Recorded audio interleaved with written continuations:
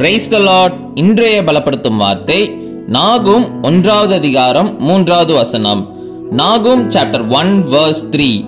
கர்த்தர் நீடிய சாந்தமும் மிகுந்த வல்லமையும் உள்ளவர். The Lord is slow to anger and great in power. ஹல்லேலூயா. நம்மளுடைய கர்த்தராகிய இயேசு கிறிஸ்து அவர் நீடிய சாந்தம் உள்ளவராக இருக்கிறார், மிகுந்த வல்லமை உள்ளவராகவும் இருக்கிறார். அவரிடத்துல நமக்கு மன்னிப்பு உண்டு. நம்முடைய வாழ்க்கையில அவருக்கு பிடிக்காத காரியங்கள் செய்தாலும் கூட அவர் நம்ம மேல வைத்திருக்கிற இரக்கம் அதிகமாக இருக்கிறதுனால அவர் நம்ம மேல கோபப்படாம நம்மளை அழித்து விடாம நமக்கு வாய்ப்புகளை கொடுத்து நம்மளை மீட்டெடுக்கிற தேவனாக இருக்கிறார்.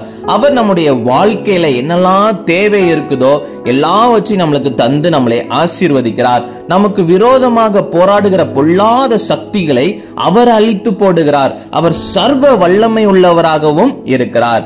அப்போ கர்த்தராகிய இயேசு கிறிஸ்துவை நம்ம விசுவாசிக்கின்ற பொழுது நம்முடைய வாழ்க்கையில எல்லா பிரச்சனைகளுக்கும் ஒரு முடிவு உண்டு. எல்லாவற்றிலிருந்து நம்ம விடுவிக்கப்பட்டு சந்தோஷமாக வாழ முடியும்.